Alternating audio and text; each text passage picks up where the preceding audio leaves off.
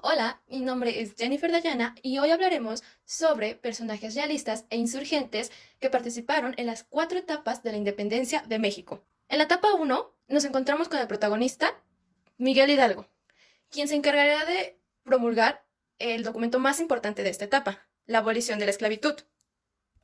Miguel Hidalgo fue un cura que nació el 8 de mayo de 1753 en Guanajuato. Formó parte de las conspiraciones de Querétaro. Él fue el quien dio el famoso grito de Dolores en Guanajuato, que reclutaba a la gente a levantarse en armas contra las fuerzas realistas. Tomó el título de generalísimo después de la toma de Celaya, y su ejército logró penetrar en la famosa Alhóndiga de Granaditas que estaba resguardada por españoles. Más tarde, en Guadalajara, decretó la abolición de la esclavitud. En Acatita de Baján fue aprendido y en Chihuahua juzgado y fusilado junto a otros líderes criollos. Este fue el final, o marcaría el final de la primera etapa, la muerte de Miguel Hidalgo, el 30 de julio de 1811. Después tenemos a Juan Mariano de Abasolo. Él nació en 1783 en Guanajuato en una familia de ricos asentados. Mariano de Abasolo estuvo presente desde las conspiraciones de Valladolid. Él participó en la famosa batalla del Puente de Calderón, que fue defendida por cerca de 100.000 insurgentes. Después trató de huir y reunirse con Hidalgo, pero antes de esto fue arrestado. Y en mayo de 1811 fue condenado a cadena perpetua y llevado a España, en donde murió el 14 de abril de 1811. Por último, y no menos importante, tenemos a uno de los mayores y mejores compañeros que tuvo Miguel Hidalgo, Juan Aldama. Juan Aldama nació el 3 de enero de 1774, igual en Guanajuato. Él también estuvo en las conspiraciones de Querétaro junto a Miguel Hidalgo. Junto a Allende fue quien advirtieron a Hidalgo que las conspiraciones habían sido denunciadas. Él defendió la ciudad de Celaya y obtuvo tras esto el grado de mariscal. Y también participó en las batallas de Guanajuato, Monte de las Cruces y la derrota de Calderón. En esta derrota, junto a sus compañeros, como Miguel Hidalgo y Allende, fueron arrestados y después en Acatita de Baján fueron arrestados y fusilados en Chihuahua el 26 de junio de 1811. Ahora seguimos con los realistas. En primer lugar tenemos a Juan Antonio Reaño. Él nació en 1753. Después tenemos a los realistas. Y en primer lugar tenemos a Juan Antonio Reaño. Él nació en 1753. En la Nueva España fue intendente de Querétaro. Y Francisco Bustamante fue quien le comunicaría sobre las conspiraciones de Miguel Hidalgo, Allende y Aldama. Una vez que estallara la independencia, Juan Antonio Reaño decide defender la ciudad de Querétaro y se refugia en la Alhóndiga de Granaditas. Sin embargo, después de que el ejército de Hidalgo penetrara y lograran ganar, muere el 28 de septiembre. Después tenemos a Francisco Javier Venegas. Él nació en 1754 y recibió oficialmente el gobierno de Nueva España como virrey el 14 de septiembre de 1810. Logró mantener los movimientos de los insurgentes gracias a las intervenciones del ejército realista de Félix María Calleja, del que hablaremos más tarde. Además, aplicó la libertad de prensa, la Constitución de Cádiz, aunque con algunas excusas retardó su aplicación oficial. Aplicó un nuevo régimen municipal y suspendió la recaudación de tributos a los indios y mulatos. Sin embargo, él fue sustituido por el mismo Calleja y murió el 18 de febrero de 1838. Por último, tenemos a Félix María Calleja.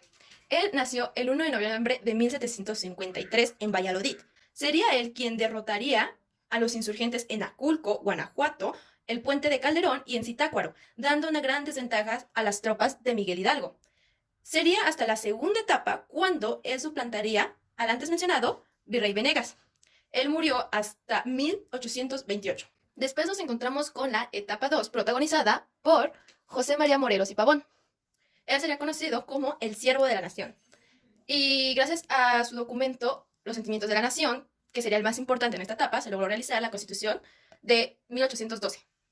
Morelos nació el 30 de septiembre de 1765 en Valladolid, Morelia. Fue un cura y en la independencia Miguel Hidalgo lo nombró lugarteniente. Después de que el cura Hidalgo muriera, protagonizó el movimiento de la independencia. Se encargó de conquistar la mayor parte del sur y del centro. Además, formó parte de la Suprema Junta Gubernativa de América. Y en Acapulco de 1813 convocó lo que sería el primer congreso independiente en Chilpancingo, que se instalaría el 14 de septiembre de ese mismo año, en donde Morelos dio a conocer el ya antes mencionado documento Sentimientos de la Nación. Después, el mismo congreso lo nombraría generalísimo y se le cedería el poder ejecutivo. Sería acusado por traición al rey y fusilado en Ecatepec. Después tenemos a quien acompañó a Morelos en esta etapa. Ignacio López Rayón. Él nació en 1773 en Michoacán y al inicio de la independencia se unió a las fuerzas de Hidalgo, desempeñando un papel de secretario particular de Estado y de despacho en el gobierno de Guadalajara. Fue nombrado comandante de las tropas insurgentes en 1811 y al morir el cura Hidalgo creó una junta de gobierno en el año de 1811 en Zitácuaro. Esta se llamó Suprema Junta Gubernativa de América.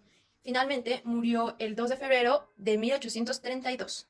Después tenemos a Nicolás Bravo. Él nació en 1776 en Chilpancingo. Su joven edad se unió a las fuerzas rebeldes durante la Guerra de Independencia. Fue uno de los oficiales de mayor prestigio y que victorias ofreció a este movimiento. Él acompañó a Morelos en la toma de Oaxaca y en el sitio de Acapulco. Sin embargo, Nicolás Bravo se vio obligado a arrestar a Ignacio López Rayón por desobediencia en la Junta Gubernativa y murió hasta el 22 de abril de 1854. Ahora hablemos de los realistas, comenzando por Diego García Conde. Él nació en 1760. Durante la independencia, en noviembre de 1810, fue encarcelado, pero logró escapar durante la batalla de Aculco.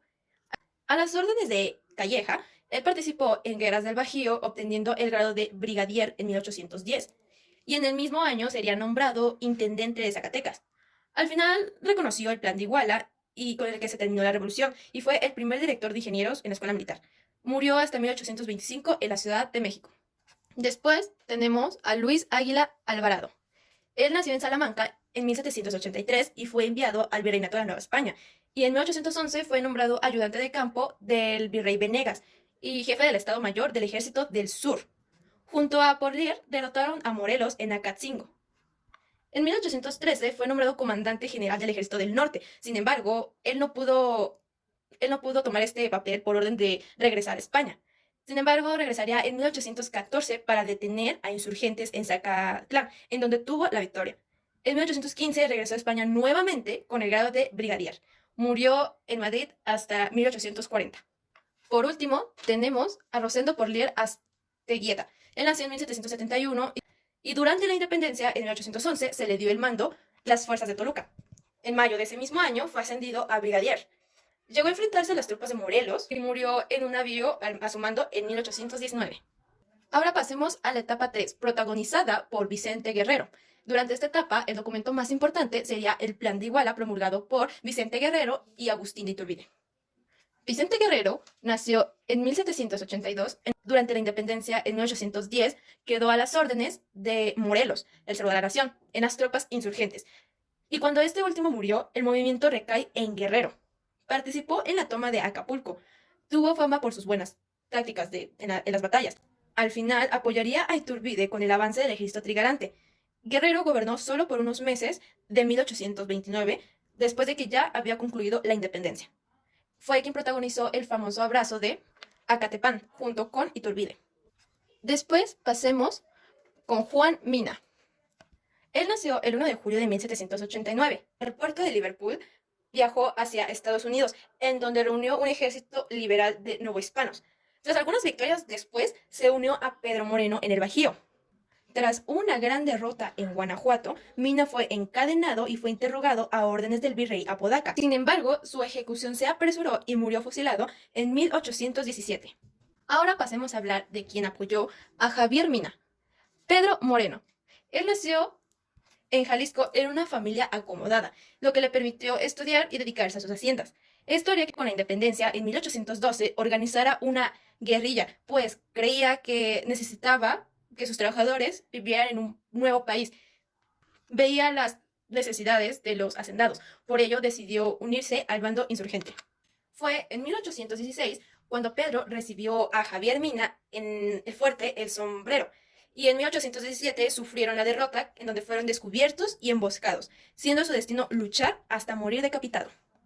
Ahora pasemos a hablar de los realistas de la etapa 3, comenzando por Juan José Ruiz de Apodaca. Él nació en Cádiz en 1754. En 1816, Fernando VII le ordenó sustituir al virrey Félix María Calleja. Al llegar a la Nueva España, se había decidido a reorganizar el ejército y a la sociedad, pues se encontraba en un momento más tranquilo después de que el siervo a la nación Morelos hubiera sido fusilado. En 1817, Publicó un decreto que fue aceptado y bien recibido, incluso por algunos rebeldes que decidieron volver a la sociedad. Y tras la proclamación del Plan de Iguala, hubo levantamientos que hizo que las fuerzas realistas quisieran sustituir a este virrey, Apodaca. Esto por incompetencia y además ya no tenía apoyo, así que renunció y heredó el cargo a Novella. Murió en 1843.